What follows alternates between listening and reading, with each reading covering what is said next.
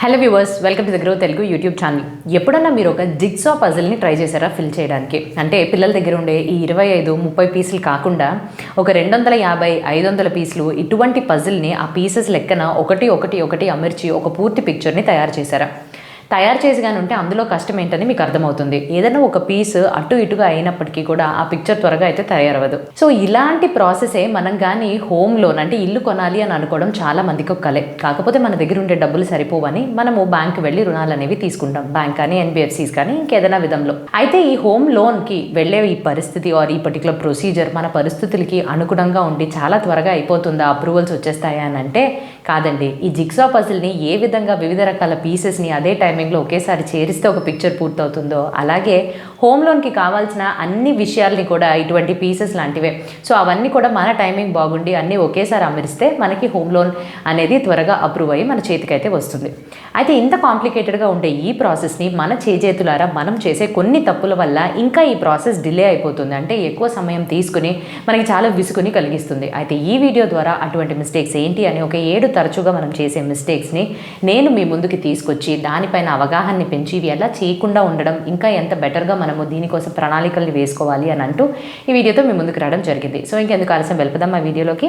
కానీ వీడియోలోకి వెళ్ళడానికన్నా ముందు తెలుసు కదా, మీరు కానీ ఇంకా మా గ్రో తెలుగు యూట్యూబ్ ఛానల్కి సబ్స్క్రైబ్ చేసుకోకపోతే వెంటనే ఆ బెల్ ఐకాన్ని క్లిక్ చేయండి. ఎందుకంటే ఎంతో ఇంపార్టెంట్ అండ్ ఇన్ఫర్మేటివ్ కంటెంట్ని ఎప్పటికప్పుడు మేము ముందుకు తీసుకొచ్చే ప్రయత్నాన్ని చేస్తూనే ఉంటాం కాబట్టి. నేను సిఏ హిరణ్మయ్ అండ్ ఈరోజు మనం మాట్లాడుకోబోయే టాపిక్ అసలు హోమ్ లోన్ రావాల్సిన దానికి ఆర్ హోమ్ లోన్ అప్లై చేసినప్పుడు తరచుగా మనం అందరం కమిట్ చేసే మిస్టేక్స్ ఏంటి, వీటిని ఎట్లాగా మనము ఆపచ్చు అనేది.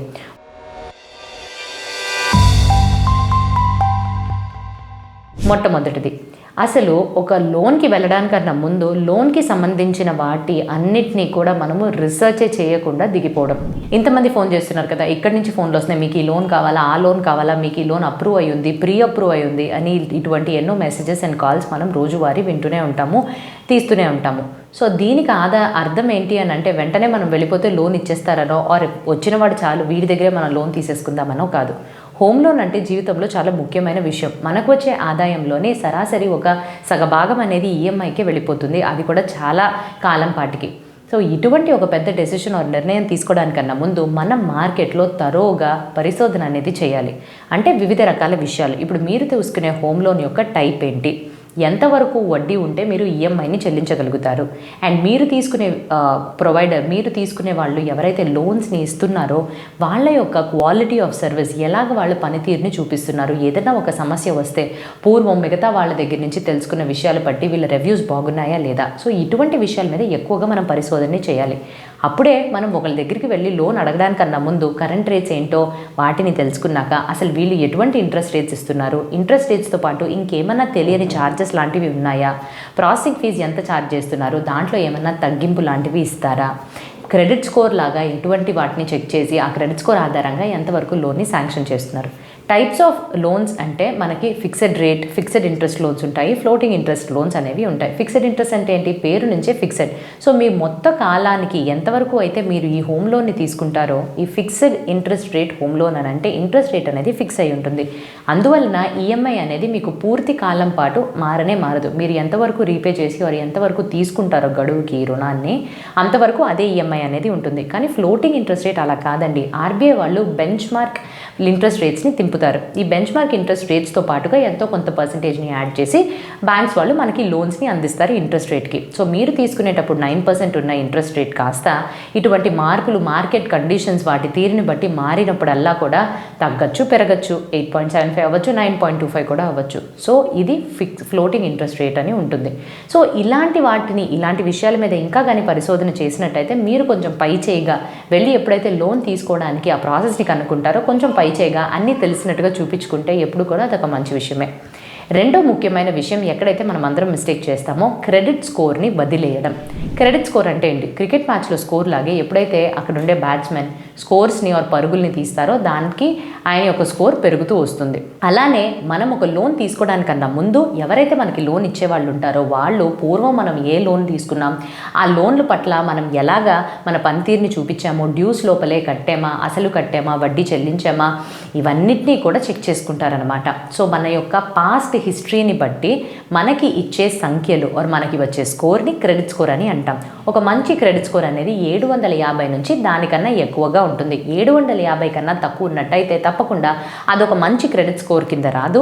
అండ్ మీరు ఎక్కడైతే లోన్కి వెళ్తారో అప్రూవల్ ప్రాసెస్లో మీకు అడ్డంకాలు వస్తాయి. ఇంట్రెస్ట్ రేట్స్ని మిగతా లోన్స్ కన్నా ఆర్ ఉండే రేట్ కన్నా ఇంకా ఎక్కువగా ఇవ్వబడతాయి. సో మీరు ఎప్పుడన్నా భవిష్యత్తులో కూడా ఫ్యూచర్లో లోన్కి వెళ్ళాలి అనే ఒక ప్రణాళిక కానీ ఉంటే తప్పకుండా మీ యొక్క క్రెడిట్ స్కోర్ మీద దృష్టిని పెట్టి దాన్ని ఏదో ఒక విధంగా మెరుగ్గా ఉండేలాగా చూసుకోవాలంటే 750 or 750 కన్నా అబవ్. దీనికి నేను ఏం చేయాలి? 2 ముఖ్యమైన విషయాలు. మొట్టమొదటిది, ఒకేసారి ఎక్కువ లోన్స్ని అస్సలు తీసుకోకండి. ఎందుకనంటే మనం ట్రాక్ మర్చిపోతాం. ఏదైనా ఒక లోన్ కట్టకపోయినా కూడా క్రెడిట్ స్కోర్ అనేది అఫెక్ట్ అవుతుంది. రెండవది, ప్రతి ఒక్క లోన్ తీసుకున్న వాటికి క్రెడిట్ కార్డ్ బిల్తో సహా డ్యూ డేట్స్ లోపలగానే పే చేసినట్టయితే మీ క్రెడిట్ స్కోర్ బాగానే మెరుగుపడుతుంది. క్రెడిట్ కార్డ్ బిల్లే కదా, మళ్ళీ వాయిదా వేసుకుని మళ్ళీ కట్టుకోవచ్చు, ఏముంది కొంచెం ఇంట్రెస్ట్ పెరుగుద్ది అని అనుకుంటున్నారేమో. క్రెడిట్ స్కోర్ అనేది దెబ్బతింటుంది. సో ఇది రెండవ మిస్టేక్, ఏదైతే మనం క్రెడిట్ స్కోర్ని తరచుగా పట్టించుకోము. మూడవది, మనము అనుకున్న దానికన్నా కొంచెం ఎక్కువగా మనం తిరిగి ఇంత కట్టేయగలము అని అంటూ ఒక ఆబ్లిగేషన్ని క్రియేట్ చేసుకుంటాం.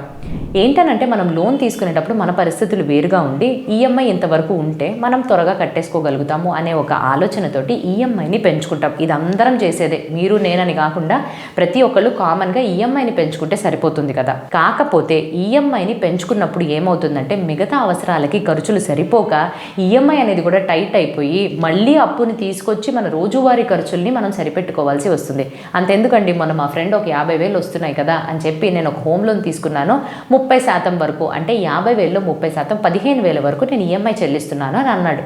అయితే బాగానే ఉంది కదా అని అనుకున్నా. కానీ అదే సంవత్సరంలోనే తనకి పెళ్ళయి ఖర్చులు పెరగడంతో ఈ 30% కూడా తనకి చాలా ఎక్కువ అయిపోయి చాలా టైట్ అయిన పరిస్థితిలోకి వెళ్ళిపోయారు ఫినాన్షియల్ పరంగా. సో ఈ ఆర్థిక సమస్యలు అనేవి ఎక్కడ మొదలవుతాయి అని అంటే మనం ఈఎంఐని సరిగ్గా అంచనా వేయకుండా, అంటే భవిష్యత్తులో రాబోయే విషయాల్ని కూడా మనం పరిగణనలోకి తీసుకుని ఇప్పుడు మనం ఒక ఈఎంఐని ఫిక్స్ చేసుకుంటున్నామంటే రాబోయే 10 సంవత్సరాలు, 20 సంవత్సరాలు, కొన్నిసార్లు 30 సంవత్సరాల వరకు కూడా చెల్లించాల్సి వస్తుంది. సో అప్పుడు మన ఖర్చులు ఎలా పెరగచ్చు, మనకి ఫ్యామిలీ పెరుగుతుందా, పిల్లలు వస్తారా, వాళ్ళకి సంబంధించే ఖర్చులు, మన మెడికల్ అవసరాలు, ఇవన్నిటినీ కూడా మనము కేటాయించుకుని, అంటే ముందే ప్రణాళికలో చేర్చుకుని వీటన్నిటికీ కూడా మనము ఖర్చుల్ని కేటాయించుకున్న తర్వాత ఎంత మిగులుతుందో అంతలో మనం ఈఎంఐ చెల్లించుకున్నట్టయితే, అంతలోపే మనం బతికినట్టయితే చాలా బాగుంటుంది. ఎందుకంటే మనము ఈఎంఐని ఈ విషయాలు ఏవి పరిగణలోకి తీసుకోకుండా చాలా ఎక్కువ మోతాదులో పెట్టేసుకుంటే మనమే సమస్యల్లోకి వెళ్ళిపోతాం. 4వ విషయం, లోన్కి సంబంధించిన అన్ని డాక్యుమెంట్స్ని అసలు చదవకపోవడం. కొన్నిసార్లు మనకి ఏమవుద్దంటే లోన్ వస్తే చాలు కదా అని ఇన్ని పేపర్స్ ఉన్నాయి కదా, ఎవడు చదువుతాడు ఇవన్నీ అని వదిలేస్తాం. కానీ లైన్ బై లైన్ ఒక్క పేపర్ని, ఒక అక్షరం ముక్క వదలకుండా డాక్యుమెంట్స్ని చదివినట్టయితేనే మనకి భవిష్యత్తులో ఎటువంటి షాక్స్కి మనం గురవం. షాక్స్కి గురవడం ఏంటి? లోన్లోని చాలా రకాల టర్మ్స్ అండ్ కండిషన్స్ ఉంటాయి. మీరు తీసుకునే ఈఎంఐ గురించి కావచ్చు, మీరు తీసుకునే టెన్యూర్, ఎన్ని సంవత్సరాల వరకు ఈ లోన్ని అప్లై చేస్తున్నారు దాని మీద కొన్ని పాయింట్స్ ఉండొచ్చు. ముఖ్యంగా ఇంట్రెస్ట్ రేట్స్ పైన, సో ఫ్లోటింగ్ ఫిక్స్డ్ రేటా, అవి మారచ్చా మారవా, ఏ పరిస్థితుల్లో ఎక్కువగా ఛార్జ్ చేస్తారు, వీటి గురించి. సపోజ్ నేను కానీ లోన్ని ముందే రీపే చేయాలి అని అనుకుంటున్నా, ఫోర్క్లోజ్ చేయాలి అని అనుకుంటున్న వాటికి ప్రొసీజర్స్ ఏంటి, దీనికి ఎటువంటి ఛార్జెస్ అన్నా మనం ఇవ్వాల్సి వస్తుందా, ప్రీపేమెంట్ చేయడానికి ఎటువంటి టర్మ్స్, సో ఇటువంటివి వివిధ రకాల విషయాలు. అంటే మీకు అన్నీ తెలియకపోయినా ముఖ్యమైనవి, ఇంట్రెస్ట్ రేట్ ఎంత, టెన్యూర్ గురించి ఏంటి, ముందుగానే లోన్ని క్లోజ్ చేయాలనుకుంటే ఏంటి, ఈఎంఐకి సంబంధించిన టర్మ్స్, ఇవన్నీ తెలుసుకోవాలి. ఎక్కడన్నా మీకు డౌట్ వస్తే నిర్మోహమాటంగా వెంటనే వాళ్ళని ఆ డౌట్ గురించి అడిగి మొత్తం అన్ని తెలుసుకున్నట్టయితేనే మీకు ఎటువంటి షాక్స్ అనేవి ఫ్యూచర్లో రావు. షాక్స్ అని ఎందుకు మళ్ళీ అంటున్నానంటే, ఇటీవలే నా ఫ్రెండ్ వాళ్ళకుండే ఒక ల్యాండ్ని అమ్మి వచ్చిన డబ్బుతోటి హోమ్ లోన్ని తీర్చాలని బ్యాంక్కి వెళ్ళేసరికి షాక్కి గురయ్యాడు. అక్కడ ఏంటి అని అంటే హోమ్ లోన్ అంతా నువ్వు తీర్చలేవు, అసలు ఫోర్క్లోజింగ్ ప్రొసీజరే లేదని చెప్పేశారంట. సో ఇటువంటి టర్మ్స్ తినకి మాత్రమే కాకుండా మనకి కూడా ఎదురవ్వచ్చు. ఏంటనంటే ఎక్కువ కడితేనే, అంటే చాలా ఎక్కువ హై ఛార్జెస్ పే చేస్తేనే ఫోర్క్లోజర్ చేయనిస్తాము అని అంటూ కూడా కొన్ని బ్యాంక్స్ చెప్పొచ్చు. సో వీటి గురించి ముందే తెలుసుకోవాలి. ఎందుకంటే జీవితకాలం పాటు మీరేం కట్టాల్సిన అవసరం ఉండదు. కొన్నిసార్లు ఎక్కువ డబ్బు వచ్చినప్పుడు ఇవి మీరు ఫోర్క్లోజ్ చేయాలని అనుకోవచ్చు. సో అప్పుడు ఎట్లా ఉంటుంది అనే విషయాల్ని ముందుగా లోన్ తీసుకుంటున్నప్పుడే చాలా మంచి అవగాహనని పెంచుకుని క్లారిటీతో దిగడం ముందుకి చాలా అవసరం. సో ఇది 4వ కామన్ మిస్టేక్. 5వది కార్పస్ని ఏర్పరచుకోవడం. ఎప్పుడు కూడా మీరు ఒక హోమ్ లోన్ అంటే మీరు వెళ్ళి రుణం కావాలి గృహానికి అని తీసుకున్నట్టయితే మొత్తం అంటే 100% ఎంతైతే వాల్యూ ఉంటుందో ఆ పర్టికులర్ ఆస్తిది మొత్తం వచ్చేదండి 75 నుంచి 90% వరకే బ్యాంక్ వాళ్ళు రుణాలని అందిస్తున్నారు. అంటే మిగిలినది మీరే మీ చేతుల నుంచి మీ సేవింగ్స్ నుంచి వేయాల్సి ఉంటుంది. సో మీరు కానీ ఒక ఇల్లు తీసుకోవాలి అనే విషయాన్ని ఆలోచిస్తున్నట్టయితే తప్పకుండా మీరు ఎప్పుడైతే మీ ఆదాయం రావడం మొదలవుతుందో అప్పటి నుంచి ఎంతో కొంత శాతం మిగతా అన్ని ఖర్చులు పోయి ఎమర్జెన్సీ సేవింగ్స్ ఇవన్నీ తీసివేయగా ఒక కార్పస్ని తయారు చేసుకోవడానికి ఎంతో కొత్త మొత్తాన్ని పక్కన పెట్టాలి. దీన్ని మీరు ఆర్డీలోనో ఈఎల్ఎస్ఎస్ ఈక్విటీ లింక్ సేవింగ్ స్కీమ్స్లోనో లేకపోతే ఏదైనా ఒక మ్యూచువల్ ఫండ్. సో ఇది తాత్కాలికంగా అంటే మీరు ఎన్ని సంవత్సరాల లోపు నేను ఈ కార్పస్ని ఏర్పరచుకుని తర్వాత ఇల్లుని తీసుకోవాలని అనుకుంటున్నానని ఒకటి ప్రణాళికని వేసుకున్న తర్వాత ఆ సంవత్సరాల లోపు మీరు దీన్ని చేరుకోవడానికి మీ ఆదాయాన్ని ఎక్కడ పెట్టుబడి చేస్తే బాగుంటుంది అనేది మీ పరిస్థితుల్ని బట్టి మీరు నిర్ణయం తీసుకోవాలి. మీ రిస్క్ని బట్టి ఎంతవరకు మీరు సేవ్ చేయగలుగుతున్నారు, మీరు ఇన్వెస్ట్మెంట్ చేసే దగ్గర నుంచి ఎంత ఇంట్రెస్ట్ అనేది వస్తుందని. సో ఎప్పుడు కూడా ఇల్లు కొనాలి అని అనుకుంటే ఆ ప్రాపర్టీలో ఉండే 15% నుంచి 20% వరకు వాల్యూని చేతిలో పెట్టుకున్న తర్వాతే దిగాలి. అప్పుడు దిగిన తర్వాత అయ్యో కార్పసే లేదు అని అనకూడదు. ఎందుకంటే ఇంతవరకే లోన్ వస్తుంది, మిగతాది మీరే సొంతగా డబ్బులు తీసుకోవాలి. సో సమ్టైమ్స్ మనం ఈ ప్లానింగ్ చేయకుండా అప్పుడు కూడా ఆ మిగిలిన 15-20% కూడా ఎవరినన్నా వెళ్ళి రుణం అడుగుతాం. సో అది మనం అవాయిడ్ చేయడానికి ఇలా చేసుకున్నట్టయితే బాగుంటుంది. నెక్స్ట్ విషయం, మనం అందరం కూడా వదిలేసేది హోమ్ లోన్ మీద ఇన్సూరెన్స్ తీసుకోవడం. వాళ్ళు అడుగుతారు లోన్ ఇచ్చేటప్పుడే ఇన్సూరెన్స్ కూడా తీసుకుంటారా, ఈ ఇన్సూరెన్స్ పేమెంట్ని మేము లోన్ మొత్తంలో కలిపేసి మీకు ఈఎంఐలోనే అది వెళ్ళిపోతుంది, ఆర్ లేకపోతే వన్ టైం మీరు ఇన్సూరెన్స్ కూడా కట్టుకోవచ్చు. ఈ 2 ఆప్షన్స్ అనేవి ఇస్తారు. ఇన్సూరెన్స్ ఏం అవసరం ఉంది, నేను ఉంటాను కదా, నేను కడతాను కదా అని అనుకుంటాం. సపోజ్ మనకి ఏదన్నా అయితే మన కుటుంబ సభ్యుల దగ్గర నుంచి ఆ ప్రాపర్టీ వెళ్ళిపోయి అంటే పొజిషన్ వాళ్ళకి లభించకపోతే అప్పుడు వాళ్ళు ఎక్కడికి వెళ్తారు, ఎలా ఉంటారు?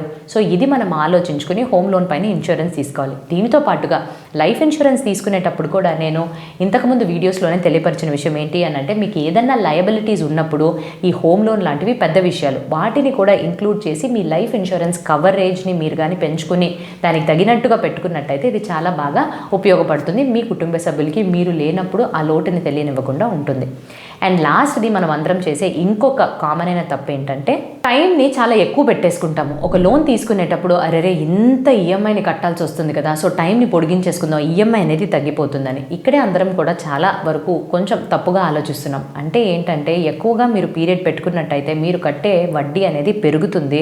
అండ్ అసలు మీరు తీర్చేపాటికి ₹1 కోటి లోన్ తీసుకున్నట్టయితే 2.5 కోట్ల వరకు మీరు తిరిగి రీపే చేయాల్సి వస్తుంది ఎక్కువ టైం పెట్టుకుంటే.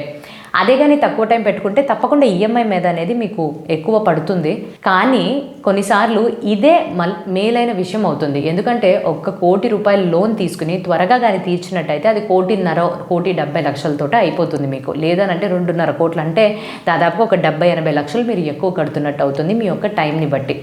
బట్ ఇక్కడ కూడా మిమ్మల్ని మీరు ప్రెషర్ చేసుకోకుండా వచ్చే ఆదాయాన్ని ఆలోచించుకొని ఈ స్టెప్ అప్ ఆప్షన్స్ కూడా ఉంటాయి. అంటే మీరు లోన్ తీసుకునేటప్పుడు ఈ పర్టికులర్ టెన్యూర్ని కదల్చకుండా కొంచెం ఆ టెన్యూర్ని తగ్గించుకునే విధంగా మీ యొక్క లోన్ ఈఎంఐని మీరు ప్రతి సంవత్సరం పెంచుకునే విధంగా స్టెప్ అప్ ఈఎంఐ అనేది ఉంటుంది. ఈ ఆప్షన్స్ మీ యొక్క లోన్ ప్రొవైడర్ ఇస్తున్నారా లేదా అనే విషయం కూడా కనుక్కున్నట్టయితే మీకు ఆదాయం ఎప్పుడు పెరుగుతుందో అప్పుడప్పుడు మీరు ఈఎంఐని పెంచుకున్నట్టయితే తప్పకుండా మీరు చాలా త్వరగా మీ హోమ్ లోన్ని తీర్చేసుకున్న వాళ్ళు అవుతారనమాట. సో అదండి ఏవైతే కామన్గా మనం చేసే మిస్టేక్స్. మొదటిది మొత్తం రీసెర్చ్ చేసుకున్న తర్వాతే లోన్కి సంబంధించిన అన్ని ముఖ్యమైన విషయాల గురించి వివిధ రకాల వాళ్ళు ఎటువంటి ఆప్షన్స్ ఇస్తున్నారని తెలుసుకున్నాకే దిగాలి. రెండోది క్రెడిట్ స్కోర్ని ఎప్పుడు కూడా దృష్టిలో పెట్టుకుని మంచిగా అది మంచి తీరులో 750 కన్నా ఎక్కువ ఉండేలాగే మనం ప్రయత్నించాలి. పేపర్స్ అండ్ డాక్యుమెంట్స్ అన్నీ కూడా లోన్కి సంబంధించినవి చదవాలి. చదివిన తర్వాతే దాంట్లో దిగాలి. ఈఎంఐని నేను ఎక్కువ కట్టేయగలను అనే ఒక అపోహతోటి ఎక్కువ ఈఎంఐని పెట్టుకున్నట్టయితే అది మనకి చాలా కష్టమైన పరిస్థితుల్లోకి నెట్టేస్తుంది. నెక్స్ట్ హోమ్ లోన్కి సంబంధించిన ఇన్సూరెన్స్ ఆర్ మీరు లైఫ్ ఇన్సూరెన్స్ తీసుకుంటున్నప్పుడు హోమ్ లోన్ని మీ యొక్క లయబిలిటీస్లో అప్పుల్లో కానీ పెట్టుకుని కవరేజ్ తీసుకున్నట్టయితే అది బాగా మీ యొక్క కుటుంబ సభ్యులకి ఉపయోగపడుతుంది.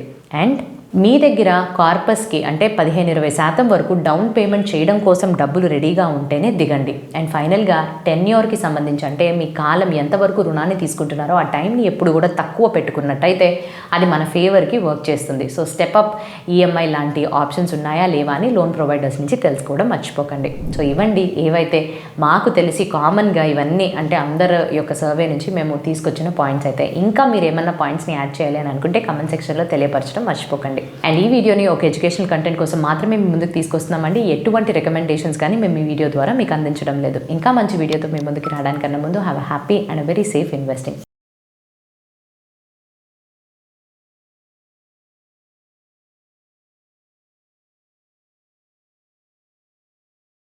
Investment in securities market are subject to market risks. Read all the related documents carefully before investing. Please read the risk disclosure documents carefully before investing in equity shares, derivatives, mutual fund, and or other instruments traded on the stock exchanges.